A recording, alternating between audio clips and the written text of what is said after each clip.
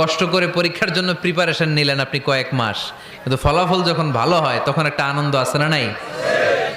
সারাদিন রোজা রাখলেন রমজানে, কি কষ্ট, তৃষ্ণায় গলা ফেটে যায়, কিন্তু ইফতারির সময় যখন রুহ আফজা শরবতটা খাই কেমন লাগে?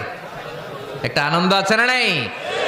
এজন্য আল্লাহ বললেন فإن مع العسر يسرا إن مع العسر يسرا ও নবী, কষ্টের দিন মক্কায় অল্প কিছু দিন, মদিনাতে আনন্দের দিন অপেক্ষা করছে।